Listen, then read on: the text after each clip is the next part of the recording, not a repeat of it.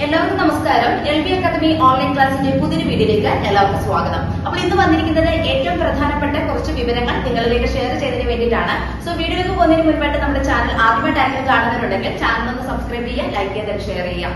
2025 October ബാച്ചിലേക്കുള്ള NIOS SSLC plus two കോഴ്സുകളിലേക്കുള്ള admission LB academy online class നടന്നുകൊണ്ടിരിക്കുകയാണ്.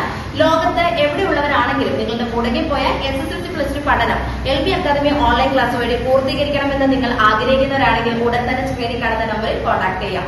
അപ്പോൾ ഇന്ന് ബസ് വന്നിരിക്കുന്നത് നമുക്കറിയാം 2025 ഏപ്രിൽ ബാച്ചിലേക്ക് പരീക്ഷ എഴുതാൻ പോകുന്ന വിദ്യാർത്ഥികളാണ് നിങ്ങൾ എല്ലാവരും അല്ലെ. അപ്പൊ ഫ്രഷ് ആയിട്ട് 2025 ഏപ്രിൽ ബാച്ചിലേക്ക് രജിസ്ട്രേഷൻ ചെയ്തിട്ടുള്ള എല്ലാ സ്റ്റുഡൻസും ശ്രദ്ധിക്കുക.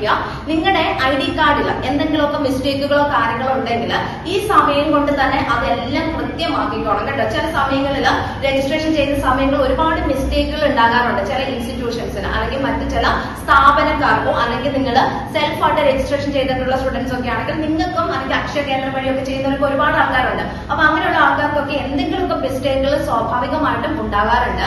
അങ്ങനെയുള്ള ആരെങ്കിലും ഒക്കെ ഉണ്ടെങ്കിൽ ആ മിസ്റ്റേക്കുകൾ എന്താണ് എന്ന് മനസ്സിലാക്കിയതിനു ശേഷം അതിനുള്ള കാര്യങ്ങളൊക്കെ ഈ ഒരു സമയം കൊണ്ട് എത്രയും പെട്ടെന്ന് തന്നെ ചെയ്തു തീർക്കാനായിട്ട് ശ്രദ്ധിക്കുക. അപ്പം എന്താണ് മിസ് ഇങ്ങനെ പറയുന്നതെന്ന് ചോദിച്ചു കഴിഞ്ഞാൽ ഒട്ടുമിക്ക സ്റ്റുഡൻസുകൾ ഒന്നെങ്കിൽ ഏതെങ്കിലുമൊക്കെ സ്ഥാപനങ്ങളിൽ ഇപ്പൊ ഒരു എക്സാമ്പിൾ പറയുകയാണെങ്കിൽ നമുക്ക് ഇവിടെ ഒരു സ്റ്റുഡന്റ് ഉണ്ട് 2025 ഏപ്രിൽ ബാച്ചിലേക്ക് രജിസ്ട്രേഷൻ ചെയ്യാൻ വേണ്ടിയിട്ട്. നേരത്തെ ഓൾറെഡി പുള്ളിക്കാരത്തെ വേറെ ഒരു സ്ഥാപനത്തിൽ ജോയിൻ ചെയ്തതാണ്. അതിനുശേഷമാണ് നമ്മളിവിടെ വരുന്നത്. അപ്പൊ അവരായിട്ട് ചെയ്ത് കൊടുത്താണ് രജിസ്ട്രേഷൻ കാര്യങ്ങൾ. പക്ഷെ എന്താണ് ഫുള്ളും തെറ്റായിരുന്നു. അതായത് രജിസ്ട്രേഷൻ ചെയ്തതിനകത്ത് ഫുള്ളും പ്രശ്നങ്ങൾ, ആ കുട്ടിയുടെ ഡോക്യുമെന്റ്സ് അല്ല അപ്ലോഡ് ചെയ്ത് കൊടുത്തിരിക്കുന്നത്, ഫാദറിന്റെ പേര് കറക്റ്റ് അല്ല, ഇനിഷ്യലിൽ മൊത്തത്തിൽ പ്രശ്നങ്ങൾ, അങ്ങനെ അഡ്രസ്സിൽ അപ്പൊ ആധാർ കാർഡ് ഒക്കെ മറ്റേതോ ആൾക്കാരുടെ അഡ്രസ്സും പ്രൂഫ് ഒക്കെയാണ് അപ്ലോഡ് ചെയ്ത് കൊടുത്തത്. അങ്ങനെ കുറെ മിസ്റ്റേക്കുകൾ ഇതെല്ലാം വരുത്തിയതിനു ശേഷമാണ് പിന്നെ നമ്മളിലേക്ക് വരുന്നത്. പിന്നെ നമ്മൾ ഇവിടുന്ന് ആ കുട്ടിയുടെ പ്രൊഫൈൽ സന്ദർശിച്ച് നമ്മൾ ഇതേപോലെ ഒന്നേന്ന് തൊട്ട് വേണം ഇത് ശരിയാക്കി കൊടുക്കാനായിട്ട്. ശരിയാക്കി കൊടുക്കുമ്പോൾ എന്നാ പ്രശ്നം എന്ന് വെച്ചാൽ നമുക്കത് ശരിയാക്കി കൊടുക്കുന്നതിൽ യാതൊരു പ്രശ്നമില്ല. പക്ഷെ എന്താന്ന് വെച്ച് കഴിഞ്ഞാൽ നിങ്ങൾക്ക് എക്സ്ട്രാ എമൗണ്ട് പോവുകയാണ് നിങ്ങളുടെ കയ്യിൽ നിന്ന്. മനസ്സിലായോ? ഓൾറെഡി രജിസ്ട്രേഷൻ സമയത്ത് ഒരു ഫീസ് നിങ്ങൾ അടച്ചിട്ടുണ്ടാവും NIOSന്റെ സൈറ്റിലേക്ക് അല്ലെ, അവരുടെ വെബ്സൈറ്റിലേക്ക് നിങ്ങൾ അടച്ചിട്ടുണ്ടാവും. പക്ഷെ അത് കൂടാതെ ഇങ്ങനെ കുറെ മിസ്റ്റേക്കുകൾ വരുമ്പോൾ അതിനൊക്കെ നിങ്ങൾക്കറിയാം NIOSന്റെ ഫീസിൽ ഇപ്പൊ നേരിയ വർധനവ് വന്നിട്ടുണ്ട് അല്ലെ, കുറച്ച് എമൗണ്ട് കൂടുതലാക്കിയിട്ടുണ്ട്. അപ്പൊ അതിന്റെ അടിസ്ഥാനത്തിൽ ഈ ഫാദറിന്റെ നെയിം ചേഞ്ച് ചെയ്യണം, അതുപോലെ തന്നെ ഇനിഷ്യലി വന്നിരിക്കുന്ന മിസ്റ്റേക്ക് ശരിയാക്കണം, അഡ്രസ്സിന്റെ കറക്റ്റ് ആക്കണം. ഇതിനൊക്കെ എമൗണ്ട് നിങ്ങളുടെ കയ്യിൽ നിന്നാണ് പോയിക്കൊണ്ടിരിക്കുന്നത്. അതുകൊണ്ട് ഞാൻ എപ്പോഴും പറയുന്നത് സെൽഫായിട്ട് രജിസ്ട്രേഷൻ ചെയ്യാനായിട്ട് അറിയാവുന്നവർ മാത്രം സെൽഫായിട്ട് രജിസ്ട്രേഷൻ ചെയ്യുക.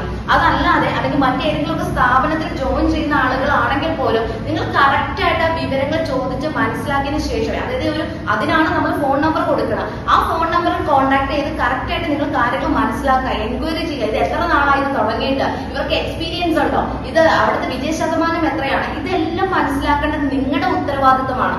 അതല്ലാതെ ജസ്റ്റ് കോൾ വിളിക്കുന്നു, NIOSന്റെ കോഴ്സ് ഏതൊക്കെയുണ്ട്, ഓക്കെ ഇതൊക്കെയുണ്ടോ, ഇത് ഞാൻ ചേരാൻ ഉദ്ദേശിച്ചത് +2 ആണ്, എന്നാൽ ഫീസ് എത്രയാണ്, ഓക്കെ ഞാൻ എന്താ ജോയിൻ ചെയ്യുന്നു, അങ്ങനെയല്ല നിങ്ങൾ ചെയ്യേണ്ടത്. എൻക്വയറി ചെയ്യുന്ന സമയത്ത് വളരെ വിശദമായിട്ട് എല്ലാ കാര്യങ്ങളും മനസ്സിലാക്കിയതിനു ശേഷം മാത്രമേ നിങ്ങൾ ഏതെങ്കിലും സ്ഥാപനങ്ങളിൽ ജോയിൻ ചെയ്യുന്നവരാണെങ്കിൽ അങ്ങനെ ശ്രദ്ധിക്കുക. ഇനി അതല്ല സെൽഫായിട്ടൊക്കെ രജിസ്ട്രേഷൻ ചെയ്യുന്നവരാണെങ്കിൽ വളരെ കൃത്യമായിട്ട് കാര്യങ്ങൾ അറിയാന്നുണ്ടെങ്കിൽ മാത്രമേ നിങ്ങൾ ഇത് ചെയ്യാനായിട്ട് പോകാവുള്ളൂ കേട്ടോ. അതല്ലെങ്കിൽ ഇങ്ങനെയുള്ള കുറെ മിസ്റ്റേക്കുകൾ വരുന്നുണ്ട്. അപ്പൊ ഇതൊന്നല്ല, ഇതിൽ കൂടുതലുണ്ട് കേട്ടോ. ഒരുപാട് ആൾക്കാർക്ക് ഇതുപോലുള്ള ഒരുപാട് മിസ്റ്റേക്കുകൾ വന്നിട്ട് എന്നെ കോൺടാക്ട് ചെയ്യുന്നത് അത് സ്റ്റുഡൻസ് മാത്രമല്ല, കുറെ പേരൻസും ഇതേപോലെ വേണം. പേരൻസും നമ്മളെ വിളിച്ചിട്ട് ഇതേപോലെ എന്റെ മിസ് എന്താ ചെയ്യാനാ, ഇതേപോലെ ഞങ്ങൾക്ക് അബദ്ധം പറ്റി, ഇതുപോലുള്ള ഒരു സ്ഥാപനത്തിൽ പോയി ജോയിൻ ചെയ്താണ്, അവർ ഇങ്ങനെയൊക്കെയാണ് കാര്യങ്ങൾ കൊടുത്തത്, പിന്നെ ഇവർക്ക് കഴിഞ്ഞ വീണ്ടും എമൗണ്ട് പോയിക്കൊണ്ടിരിക്കുകയാണ്. അപ്പൊ ഇതൊക്കെ നിങ്ങൾ ശ്രദ്ധിക്കേണ്ട കാര്യമാണ് കേട്ടോ. അതുകൊണ്ടാണ് വീണ്ടും ഈ കാര്യങ്ങൾ നിങ്ങളിലേക്ക് നമ്മൾ പറഞ്ഞു തരുന്നത്. അപ്പൊ നിങ്ങൾ ശ്രദ്ധിക്കുക, രജിസ്ട്രേഷന്റെ സമയത്ത് നിങ്ങൾക്ക് എന്തെങ്കിലുമൊക്കെ മിസ്റ്റേക്കുകളൊക്കെ പറ്റിയിട്ടുണ്ട് എന്നുണ്ടെങ്കിൽ അത് കറക്റ്റ് ആയിട്ട് ഇപ്പൊ നിങ്ങൾ വെബ്സൈറ്റ് വഴി ശരിയാക്കി കൊടുക്കുക. ഇപ്പൊ ഫാദറിന്റെ പേരിൽ എന്തെങ്കിലുമൊക്കെ പ്രശ്നങ്ങൾ ഉണ്ടാവും, ഡേറ്റ് ഓഫ് ബർത്ത്, അതുപോലെ മദറിന്റെ പേര് അല്ലെ, മദേഴ്സ് നെയിമിൽ അല്ലെങ്കിൽ നിങ്ങളുടെ പേരിൽ തന്നെ എന്തെങ്കിലും വ്യത്യാസം വരാം. അപ്പൊ നിങ്ങളുടെ NIOSന്റെ ID കാർഡുമായിട്ട് നിങ്ങൾ കമ്പയർ ചെയ്യണം. നിങ്ങളുടെ SSLC ബുക്കിലുള്ള പേര് തന്നെയാണോ, കറക്റ്റ് ആയിട്ടാണോ വന്നിരിക്കുന്നത്. ഇനി 10ാം ക്ലാസ് വരെയാണെങ്കിൽ നിങ്ങളുടെ സ്കൂൾ സർട്ടിഫിക്കറ്റ് അല്ലെങ്കിൽ നേരത്തെ ഉണ്ടായിരുന്ന SSLC ബുക്കിലുള്ള പേരൊക്കെ തന്നെയാണോ NIOSന്റെ ID കാർഡിലുള്ളത്. ഇതൊക്കെ നിങ്ങൾ അങ്ങോട്ടും ഇങ്ങോട്ടും ഒന്ന് മാച്ച് ചെയ്ത് നോക്കുക, കറക്റ്റ് ആണോ, അഡ്രസ് കറക്റ്റ് ആണോ എന്നുള്ളതൊക്കെ. അപ്പൊ നമുക്കറിയാം +2ന്റെ സർട്ടിഫിക്കറ്റിൽ എപ്പോഴും നമ്മൾ നോക്കുന്നത് നിങ്ങളുടെ പേര്, ഫാദർ നെയിം, അതുപോലെ തന്നെ മദർ നെയിം, ഇത് ഡേറ്റ് ഓഫ് ബർത്ത്, ഇത്രയും കാര്യങ്ങൾക്കാണ് പ്രസക്തി ഉള്ളത്. +2ന്റെ സർട്ടിഫിക്കറ്റ് അല്ല. 10th സർട്ടിഫിക്കറ്റ് നമുക്ക് എല്ലാ കാര്യങ്ങൾക്കും 10th സർട്ടിഫിക്കറ്റ് സർട്ടിഫിക്കറ്റ് ആണ് നമ്മൾ കൊടുക്കേണ്ടത് അല്ലെ. അപ്പൊ 10th സർട്ടിഫിക്കറ്റിൽ കറക്റ്റ് ആയിട്ടും എല്ലാ കാര്യങ്ങളും വന്നിട്ടുണ്ടോ നോക്കണം. അഡ്രസ് ആയിക്കോട്ടെ, അല്ലെങ്കിൽ ഡേറ്റ് ഓഫ് ബർത്ത്, പേര്, ഈ പറഞ്ഞ പോലെ ഫാദർ നെയിം, മദർ നെയിം, ഇതെല്ലാം കറക്റ്റ് ആണോ. 10th സർട്ടിഫിക്കറ്റ് നമുക്ക് എപ്പോഴും എല്ലാ കാര്യത്തിലും വേണ്ടതാണ്. അപ്പൊ അത് കറക്റ്റ് ആണോ തന്നെ നോക്കണം. +2 സർട്ടിഫിക്കറ്റ് ഈ പറഞ്ഞ കാര്യങ്ങൾ മാത്രം നിങ്ങളൊന്ന് നോക്കുക, കറക്റ്റ് ആയിട്ട് വന്നിട്ടുണ്ടോ എന്നുള്ളത് കേട്ടോ. അപ്പൊ ഇതൊക്കെ ഒന്ന് നോക്കാം. അതുപോലെ തന്നെ ചിലപ്പോൾ കറക്റ്റ് സബ്ജക്ട് കോമ്പിനേഷൻ ഒന്നും ആയിരിക്കത്തില്ല. ചില ഇൻസ്റ്റിറ്റ്യൂഷൻസിൽ എനിക്ക് തോന്നുന്നു സബ്ജക്ട് കോമ്പിനേഷൻ, ഇപ്പൊ കൊമേഴ്സ്, ഹ്യൂമാനിറ്റീസ് എന്നൊക്കെ പറയുന്നത് കറക്റ്റ് സബ്ജക്ട് കോമ്പിനേഷൻ ഉണ്ട്. അപ്പൊ ആ സബ്ജക്ട് കോമ്പിനേഷൻ അല്ലാതെ വേറെ കുറെ സബ്ജക്റ്റുകൾ ചൂസ് ചെയ്ത് സ്റ്റുഡൻസിന് കൊടുക്കും. അപ്പൊ അങ്ങനെ വരുമ്പോൾ ഇത് ഭാഗ്യയിലേക്കാണ് ഇവർക്ക് ഈ പ്രശ്നം വരുന്നത്. ഇപ്പൊ ഞാൻ ഒരു എക്സാമ്പിൾ പറയുകയാണെങ്കിൽ, നമ്മളിപ്പോ കൊമേഴ്സ് ഗ്രൂപ്പ് എന്ന് പറഞ്ഞിട്ട് ചൂസ് ചെയ്യാണ്. കൊമേഴ്സ് ഗ്രൂപ്പിനകത്ത് അക്കൗണ്ടൻസി ഇല്ലാതെ ചില കുട്ടികൾ പഠിക്കുന്നുണ്ട്. അക്കൗണ്ടൻസി ഇല്ലാതെ ഇവരുടെ ആഗ്രഹം എന്താണെന്ന് വെച്ച് കഴിഞ്ഞാൽ ഇത് കഴിഞ്ഞ് ബികോമിൽ പോകുന്നതൊക്കെ ആയിരിക്കും. ബികോമിൽ പോയി കഴിയുമ്പോൾ ഈ സ്റ്റുഡൻസിന് അക്കൗണ്ടൻസി എന്താണ്, ബേസിക് എന്താണെന്ന് പോലും ഈ സ്റ്റുഡൻസിന് അറിയില്ല. കാരണം എന്താണ്, NIST ഞങ്ങൾ പഠിച്ച സ്ഥാപനത്തിൽ അക്കൗണ്ടൻസി എന്ന് പറയുന്ന വിഷയത്തെ കുറിച്ച് ഞങ്ങൾ പറഞ്ഞു തന്നിട്ടില്ല എന്ന് പറയും അല്ലെ. അപ്പൊ അങ്ങനെ അത് ഞങ്ങൾ പഠിച്ചിട്ടുണ്ടായിരുന്നു. അപ്പൊ മറ്റുള്ള സ്കൂൾ അല്ലെങ്കിൽ മറ്റുള്ള ബോർഡുകളിലൊക്കെ പരീക്ഷ എഴുതി അല്ലെങ്കിൽ +2 കംപ്ലീറ്റ് ചെയ്ത സ്റ്റുഡൻസിന് ഒപ്പമായിരിക്കും നമ്മൾ ഡിഗ്രി പഠിക്കുന്നത്.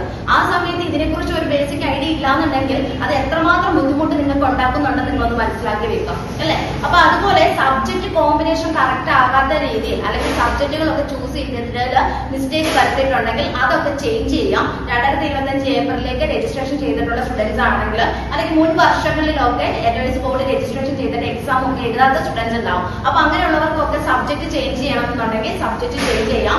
ഇനി സബ്ജക്ട് ആഡ് ചെയ്യണമെന്നുണ്ടെങ്കിൽ സബ്ജക്ട് ആഡ് ചെയ്യാം. മാക്സിമം നമുക്ക് 7 സബ്ജക്ട് വരെ NIST ചൂസ് ചെയ്യാവുന്നതാണ്. സോ സബ്ജക്ട് ആഡ് ചെയ്യാൻ ഉദ്ദേശിക്കുന്നുണ്ടെങ്കിൽ അങ്ങനെ നിങ്ങൾക്ക് ചെയ്യാം. അപ്പം ഇതിന്റെ ഒക്കെ ഒരു സമയം ഈ ഒരു ടൈമാണ് കേട്ടോ. ഇതെല്ലാം ചെയ്തിട്ട് വേണം നിങ്ങൾ എന്ത് ചെയ്യാനായിട്ട് പരീക്ഷ ഫീസ് ഒക്കെ അടച്ചു കൊടുക്കാനായിട്ട്. അപ്പൊ പരീക്ഷ ഫീസ് ഫൈൻ ഇല്ലാതെയുള്ള ഡേറ്റുകളൊക്കെ ഓൾറെഡി നമ്മൾ പറഞ്ഞു തന്നിട്ടുണ്ട്. അപ്പൊ ഫൈൻ ഇല്ലാതെ നിങ്ങൾക്ക് 2025 ഏപ്രിൽ ബാച്ചിലേക്ക് പരീക്ഷ എഴുതാൻ ആഗ്രഹിക്കുന്നവരാണെങ്കിൽ ഫൈൻ ഇല്ലാതെ തന്നെ നിങ്ങൾ പരീക്ഷ ഫീസ് അടയ്ക്കുക. കൂട്ടത്തിൽ തന്നെ ഈ പറഞ്ഞ കാര്യങ്ങൾ ഇങ്ങനെ എന്തെങ്കിലുമൊക്കെ മിസ്റ്റേക്കുകൾ നിങ്ങൾ വരുത്തിയിട്ടുണ്ടെങ്കിൽ ഇതെല്ലാം കറക്റ്റ് ആക്കാനുള്ള ഒരു സമയം കൂടെ നമുക്ക് NIST നൽകിയിട്ടുണ്ട്. അപ്പൊ ഇതൊക്കെ ഈ സമയം കൊണ്ട് നിങ്ങൾ കറക്റ്റ് ആക്കാനായിട്ട് ശ്രദ്ധിക്കുക. പറയുന്ന കാര്യങ്ങളൊക്കെ ക്ലിയർ ആയി എന്ന് വിചാരിക്കുന്നു. ഞാൻ മുമ്പ് പറഞ്ഞ കാര്യങ്ങളൊക്കെ ശ്രദ്ധിക്കുക. ഇതനുസരിച്ച് വേണം നിങ്ങൾ മുമ്പോട്ടുള്ള കാര്യങ്ങളൊക്കെ ചെയ്യാനായിട്ട്. ഓക്കെ, ഇനി ആർക്കെങ്കിലും ഇത് ചെയ്യാനായിട്ട് അറിയില്ല, അങ്ങനെ എന്തെങ്കിലുമൊക്കെ പ്രശ്നങ്ങൾ ഉണ്ടെങ്കിൽ നിങ്ങൾക്ക് ഡയറക്റ്റ് നമ്മുടെ നമ്പറിൽ കോൺടാക്ട് ചെയ്യാം. ഞാൻ എപ്പോഴും പറയുന്ന പോലെ തന്നെ നമ്മളെല്ലാവരും ഓരോ തിരക്കുകളിൽ ഏർപ്പെടുന്ന വ്യക്തികളാണ്. സോ വിളിച്ചിട്ട് കിട്ടിയില്ല എന്നുണ്ടെങ്കിൽ നിങ്ങൾ വാട്സപ്പിൽ ജസ്റ്റ് ഒരു മെസ്സേജ് അയച്ചിട്ടാലും മതി. ഞാൻ ഫ്രീ ആകുന്ന സമയത്ത് നിങ്ങളെ കോൺടാക്ട് ചെയ്ത് നിങ്ങൾക്ക് കാര്യങ്ങൾ ചെയ്തു തരുന്നതായിരിക്കും. ഓക്കെ, അപ്പൊ ഇത്രയും കാര്യങ്ങൾ നിങ്ങളൊന്ന് മനസ്സിലാക്കി വെക്കാം. അപ്പൊ നിർത്തുന്നു. NIST സംബന്ധിച്ചിട്ടുള്ള പുതിയ ഇൻഫർമേഷൻസുമായി നെക്സ്റ്റ് വീഡിയോ കാണാം. Thank you.